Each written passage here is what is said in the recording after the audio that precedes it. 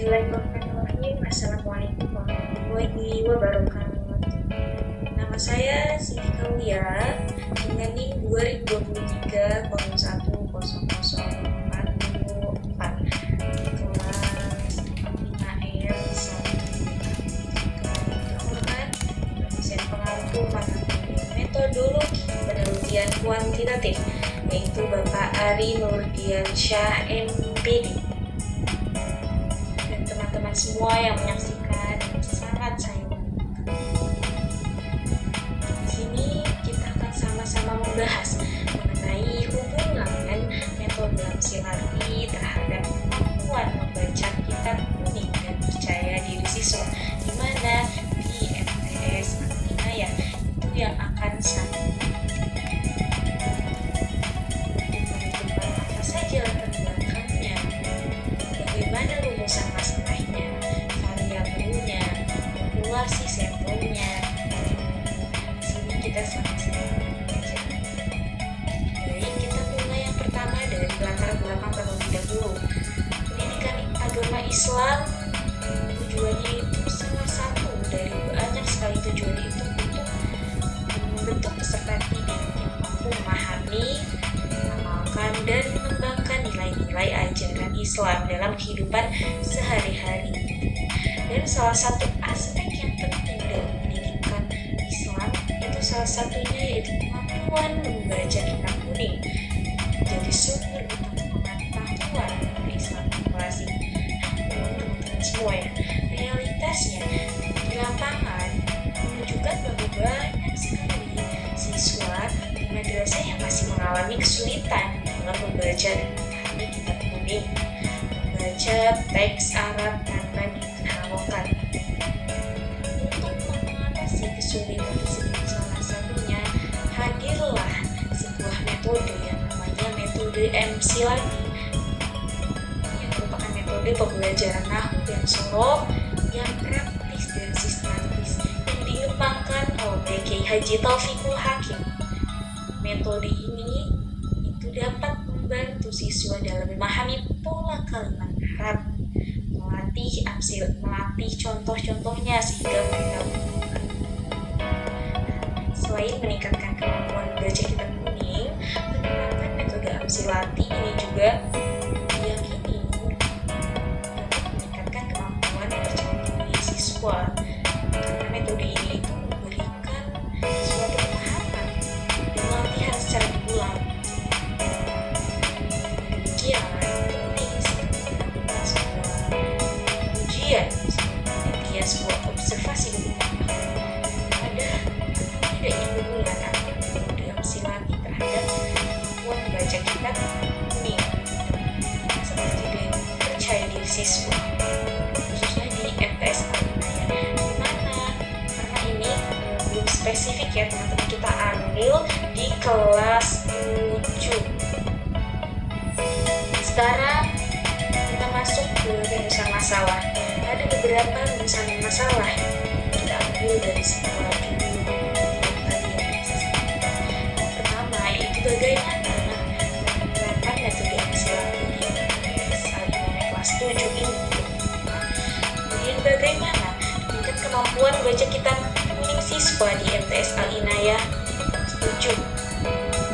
Bagaimana tingkat kepercayaan diri siswa dalam pembelajaran kitab kuning di MTS Inayah kelas 7. Adakah hubungan antara penerapan metode Amsilati dengan kemampuan membaca kitab kuning siswa? Dan terakhir, adakah hubungan antara penerapan metode Amsilati dengan tingkat kepercayaan diri siswa di MTS Inayah, khususnya di kelas 7 ini? Beberapa rumusan masalah yang saya ambil. Kemudian rumusan masalah tadi dalam penelitian saya ini termasuk ke dalam rumusan masalah asosiatif. Kenapa? Karena menanyakan suatu hubungan antara dua variabel X dengan variabel Y. Dalam penelitian saya ini ada dua variabel. Penelitian saya ini ada variabel X dan variabel Y, dan ada dua variabel. Jadi penelitian ini itu adalah melakukan pengujian pengujian hubungan antara variabel yang sudah ada, dan itulah ciri khas dari penelitian rumusan masalah asosiatif ini. Kemudian dari kategori kategori penelitiannya, penelitian saya ini termasuk ke dalam ex facto. Kenapa? Karena tidak memberikan perlakuan atau memanipulasi variabel secara langsung, melainkan meneliti apa? Meneliti ada tidak hubungan, meneliti hubungan yang sudah terjadi antara metode Amsilati dulu yang tadi ya teman-temannya, metode Amsilati yang sudah diterapkan guru itu dengan kemampuan membaca kitab kuning dan kepercayaan diri siswa untuk mengetahui apakah ada hubungan, ada korelasi yang signifikan antara penerapan metode Amsilati dengan kemampuan membaca kitab kuning dan kepercayaan diri siswa. Kemudian untuk variabel penelitiannya, karena judul dari materi saya ini yaitu hubungan metode Amsilati terhadap kemampuan membaca kitab kuning dan percaya diri siswa di MTS Al-Inayah.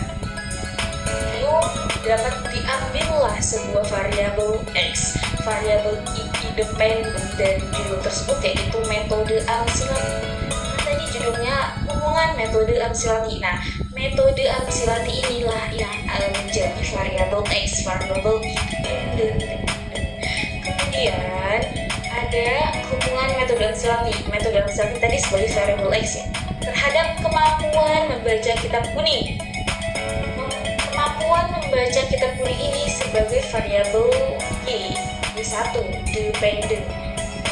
Kemudian dan percaya diri siswa. Dan percaya diri siswa ini menjadi variabel Y2. Di dalam judul saya tersebut ada dua variabel Y1, Y2. Kemampuan membaca kitab kuning dengan percaya diri siswa.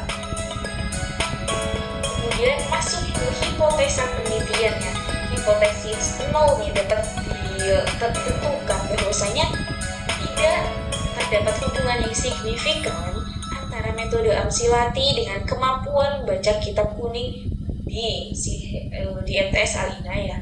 Kemudian hipotesa alternatifnya itu terdapat hubungan yang signifikan antara metode Amsilati itu dengan kemampuan membaca kitab kuning siswa di MTS Al-Inayah. Kemudian hipotesa 02 yaitu tidak terdapat hubungan yang signifikan antara metode Amsilati dengan rasa percaya diri siswa di MTS Al-Inayah. Kemudian hipotesa alternatifnya yaitu terdapat hubungan yang signifikan antara metode Amsilati dengan rasa percaya diri siswa. Itu adalah sebuah hipotesa awal ketika kita sudah melakukan sebuah penelitian. Jadi kira-kira dari hipotesa tersebut mana nih yang benar? Karena itu masih hipotesa saja ya teman-teman.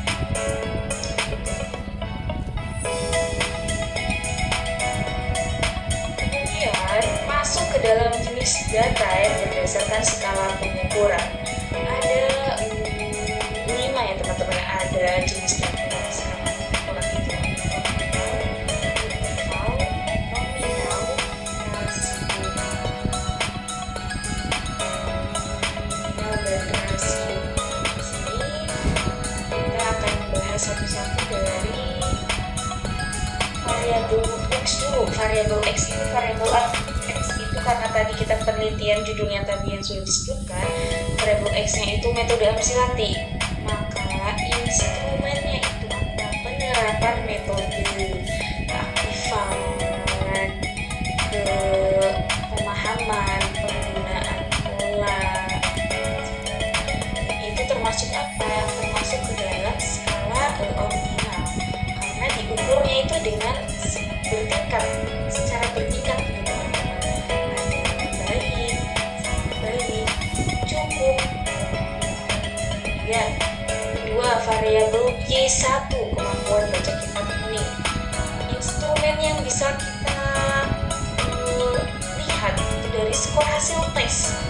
Skor hasil tes membaca garis Arab dan nama harokat itu termasuk ke dalam jenis interval karena dia berbentuk data dan berbentuk skor yang memiliki jarak antara nilai yang sama tapi nolnya tidak mutlak. Kemudian percaya diri siswa ada instrumen yang bisa dinilai yaitu hasil angket tentang percaya diri siswa. Itu masuk ke dalam data ordinal juga karena menggambarkan tingkat kepercayaan, jadi bertingkat gitu, rendah, sedang, tinggi. Kemudian ada jenis kelamin atau identitas dari responden. Contohnya itu laki-laki, perempuan, itu masuk ke dalam nominal. Kenapa?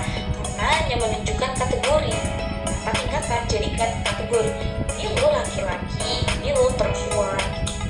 Kemudian nilai rata-rata kalau digunakan itu bisa instrumen yang bisa kita nilai yaitu nilai hasil dari belajar siswa. Masuk ke dalam rasio, skala pengukuran rasio karena memiliki nol absolut dan dapat dibandingkan secara proporsional. Namun sebenarnya dari beberapa skala pengukuran yang saya sebutkan beserta contohnya tadi, itu data utama untuk menganalisis antar variabel itu adalah ada dua, yaitu data ordinal dan data interval. Karena keduanya itu bisa mengukur persepsi dan hasil belajar. Pembahasan selanjutnya yaitu populasi dan sampel. Populasi kelompok.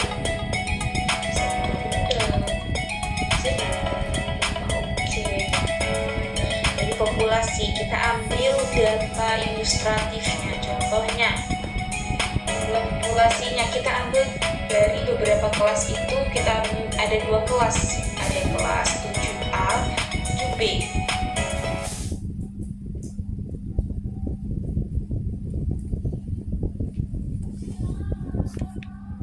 Dan siswa perempuannya 15. Berarti total keseluruhan dari kelas 7A ini 30 siswa. Kemudian 7B yang kita ambil dua kelas ya, 7B jumlah siswa laki-laki terdapat 12 siswa dan jumlah siswi perempuan terdapat 18.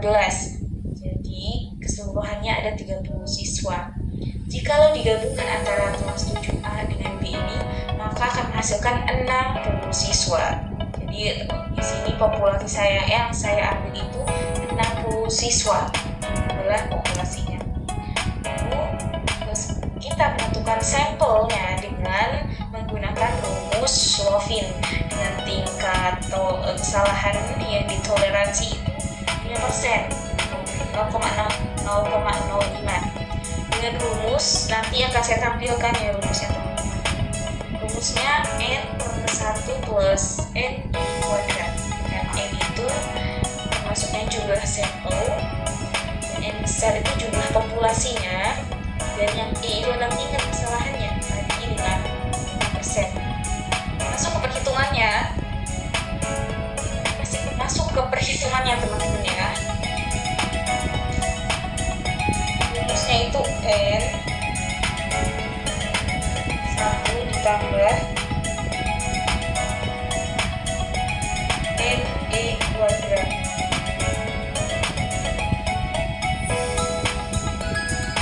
Ya, dengan ketentuan n ini berapa? N ini termasuk ke dalam jumlah populasi. Tadi jumlah populasinya 60 populasi. Kemudian 1 ditambah n di sini 60 karena populasinya kita pakai 60. Dan e di sini apa? Jumlah tingkat kesalahannya yaitu 0,05 kuadrat.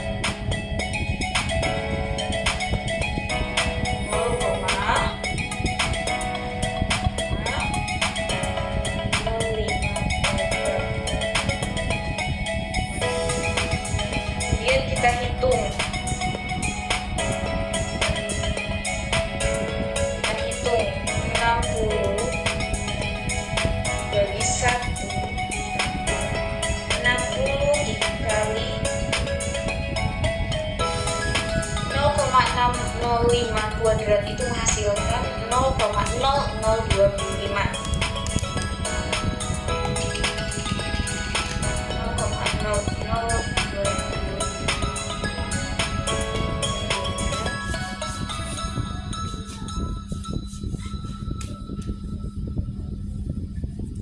Perhitungannya mungkin nanti saya akan tampilkan di layar sebelah ya teman-teman.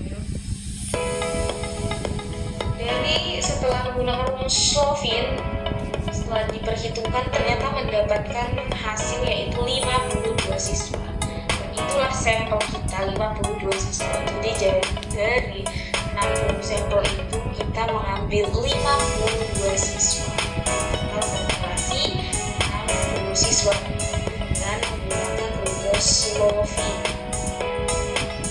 Nah, saya juga menggunakan teknik penentuan sampelnya menggunakan teknik random sampling karena tidak semua populasi saya ambil. Karena ada banyak populasi tapi yang hanya saya ambil siswa. Sebenarnya ada banyak sekali teknik pengambilan sampel. Kalau kurang dari 100 itu bisa diambil semua.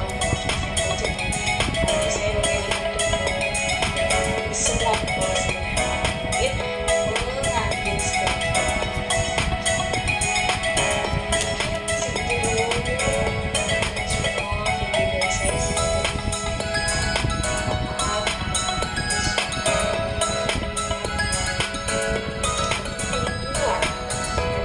Pembahasan yang masih kurang dengan maaf terutama untuk kuliah.